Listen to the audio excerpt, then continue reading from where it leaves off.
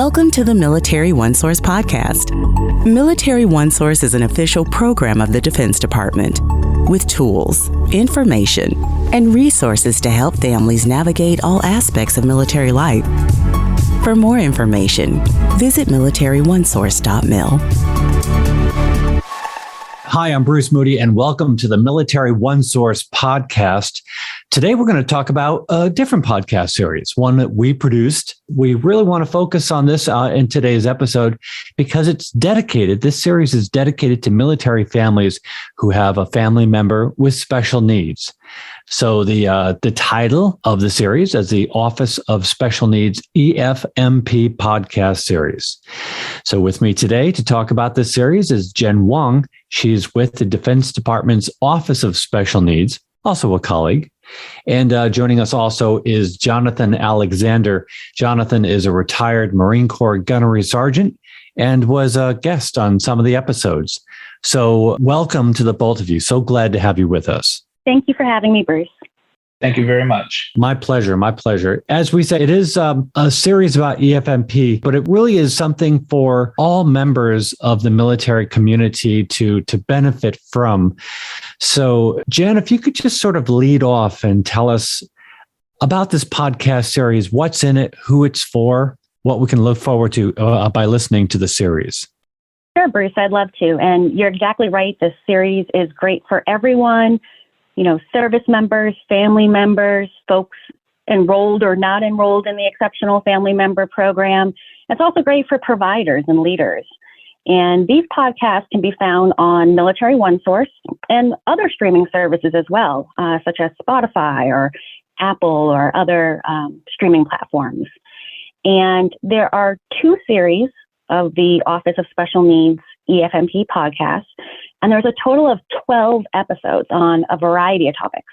Just to name a few, there's EFMP enrollment, special education, financial and legal planning, deployment, caregiving, you name it. I think that one of the best ways to learn and grow is through experiencing and sharing. And so these podcasts include conversations with experts who are sharing really what they've learned works through their experience.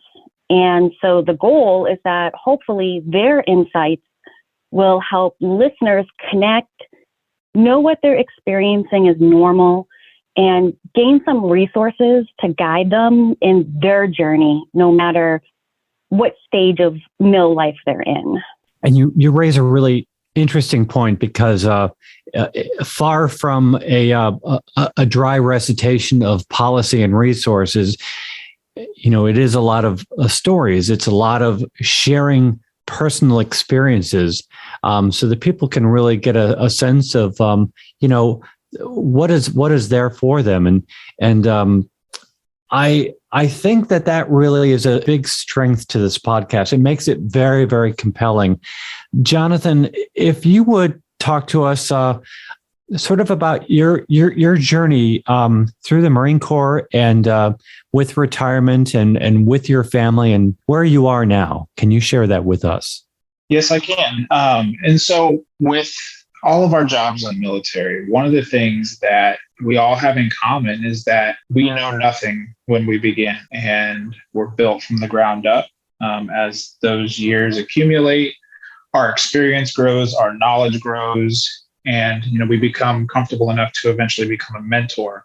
And throughout my military experience, I enlisted in 2004, and I was stationed at Marine Barracks, Washington, D.C. on assignment with the Commandant's Own, the United States Marine Drum and Bugle Corps. I was blessed to have my entire career there. And during that span, I have 4 children. And at one point, our 2 younger children were enrolled in EFMP. Throughout that journey, you know, we experienced a lot of learning, a lot of not getting things right, but trying again. And, you know, that was a lot of what our experience was and my experience was in the military. I retired in 2017 and our family moved to Hawaii, where I had the opportunity to go to Hawaii Pacific University to get my master's in social work. And my focus and concentration was on military and veteran programs.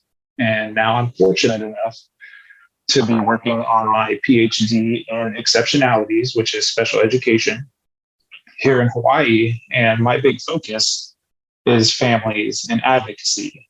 And so, learning everything that I learned while I was in the military through trial and error, I feel has better prepared me for whatever this next journey is that I'm on. And Jen, you feature prominently in this podcast series, and it includes conversations with Jonathan. And can you recall some of them and what you feel that brings to the series?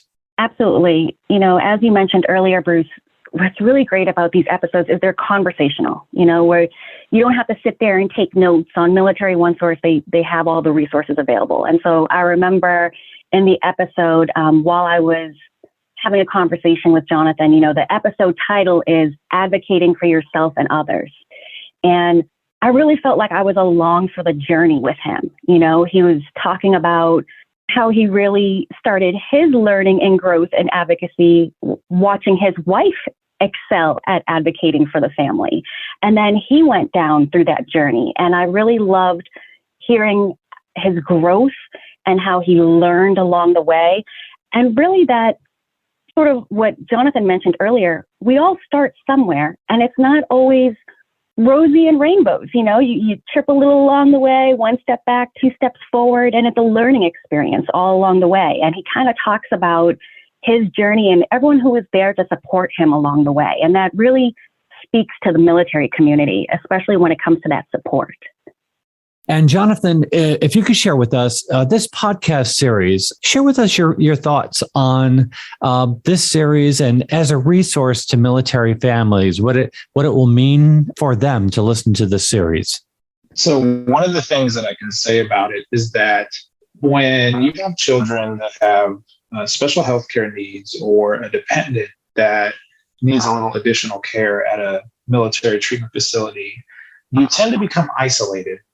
It's not always bad that happens, but what ends up happening is that you become hyper-focused on making sure that their needs are met. And when that happens, you tend to withdraw from your community. And one of the things that EFMP did was help reestablish a new community for us. And some of the ways that they did that was having monthly outreach events. We got to hang out as family members, as colleagues, and our children were able to go play. We were able to engage with service dogs. We were able to sit down and have a barbecue and relax.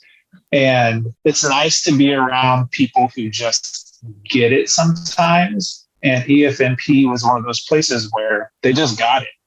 They understood. They're very empathetic to our needs. And perhaps the best story I have is one actually built of tradition. So in the Marine Corps, one of the biggest events for us every year is the Marine Corps birthday.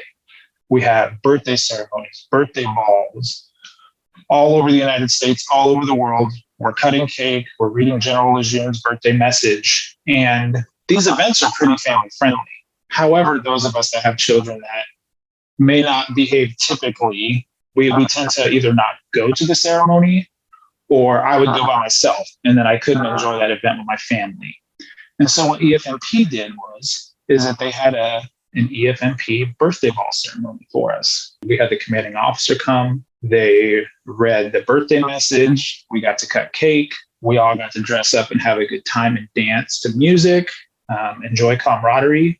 And in the Marine Corps, like being able to celebrate that it's one of the most important things we do. And EFMP allowed that to be a family affair for us. And that's probably my greatest memory, was that I could have my entire family at this ceremony to enjoy something that's very important to me. And important to the whole family, too. And it really illustrates beautifully, I think, just how much more EFMP is. It's so much more than, say, detailing orders. Jen, if you would just sort of sketch out for us the sort of support that you would get from the Exceptional Family Member Program. Sure, absolutely. I joined the Office of Special Needs. I came from the field, so I was working EFMP at the installation. And Jonathan, I know you can't speak to this because you weren't there, but I will bring up a story of another event where you were unable to be there. You had actually injured yourself. I believe you were in the hospital. And your wife still came to an EFMP event and carted all the kids over there because it was a Halloween event.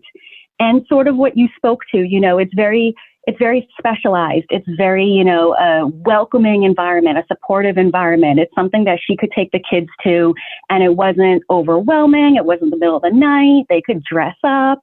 And so I remember her still showing up to that. And I just thought, wow, this must be really awesome for the kids. And it was so much fun.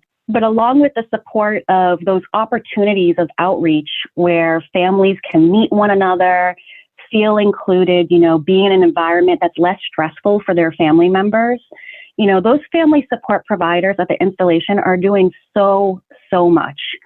It's so great that they can check in on families, provide information and referral, help when something new is going on. Maybe it's a new diagnosis or something you're not familiar with, or especially during PCS season. So PCSing is always a new adjustment for all military families, but especially military families with special needs. That means starting over medical care, or starting a new school, or starting new services somewhere where you need to build that community all over again. And a good place to start that community is with your family support provider. And you can reach out to that provider even before you PCS and participate in what's called a warm handoff. So we know you're leaving one installation, you're going to be arriving at the next. Let's help you with that transition from point A to point B throughout the whole ride. And so I really, really encourage listeners, get to know your family support provider.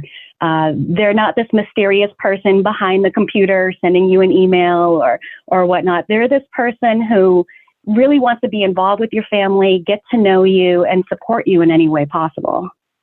And there's two items I'd like for you to touch on. One is EFMP is not this permanent moniker that stays with you the entirety of once you enroll. You can actually be enrolled for a short period of time. There may be a special need that you have, and then that need comes to an end for whatever the reason. And the other thing is that the EFMP program is for adults as well as children. It's for families. Jen, if you could speak to both of those issues for us. Sure, absolutely. So I would definitely encourage listeners to refer back to the policy and see what enrollment criteria is. As long as you meet the enrollment criteria, whether it's a medical or a mental health or an educational need, while that need is still there, you'll be enrolled in the program. We want to make sure wherever you go with the military that you have that support you need. But you're right, Bruce. Sometimes it isn't lifelong. I can give an example. When I was working at the installation, there was a family where, unfortunately, they were involved in a car accident, and the spouse was really banged up and had to go to a rehab facility. And I remember the first sergeant was walking that service member around the family support center and, hey, let's check in with child and youth and help out with childcare with your other kids. Let's check in with the financial advisor and see what we can do to assist. Let's check in at behavioral health, make sure you're fully supported. And to be honest, they kind of walked past EFMP because we all have a different idea of what that special need is, or maybe we didn't realize it could be something somewhat short term. So in this scenario, yes, that spouse needed specialized care. That specialized care was going to last a while. It's not like it was a sprained wrist and it's going to go away in a couple of weeks. But it required significant care. And so we were able to help that service member get enrolled and provide that family with that one-on-one support while they were going through this time. If at any point the family does not meet enrollment criteria based upon the policy, then yeah, there's a disenrollment process with that as well. And as you mentioned, it's a program not just for children. We do have adults who are enrolled. We have children with special needs who grow up and now they're transitioning to post-secondary education or independent living or maybe the workforce. And, we can support spouses. So there's a lot of benefit to enrolling in the program. As we wrap up, I'd like to get any final thoughts from you, Jonathan, about either the program or this series.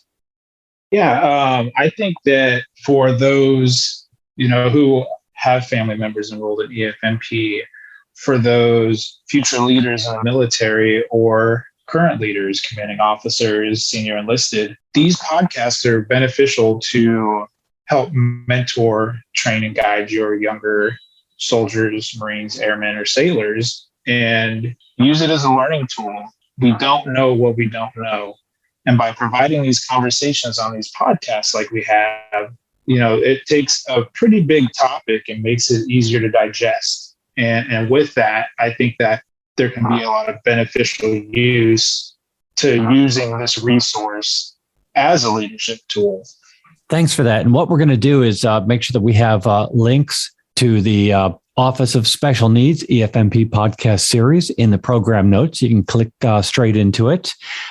We're also going to make sure that there's a link in there to Military OneSource. Military OneSource, our call center or our website, it's a great way to get your first bit of information. No commitment. Just have a look at the website or give our call center a ring or look up any information you want about the Exceptional Family Member Program. Jen, Wong, Jonathan, Alexander, thank you to the both of you so very much for being with us today. It was great. Thank you, Bruce. Thank you very much for inviting me on the podcast today. Oh, my pleasure. My pleasure. So the Military OneSource podcast, this is an official program of the Defense Department, and we've got tools and websites and apps and a call center and a podcast now. And, we are here to help military families as they navigate military life. So be sure to subscribe to this podcast because, as you see, we cover a wide range of topics for military families. I'm Bruce Moody, and thanks for listening. Bye-bye.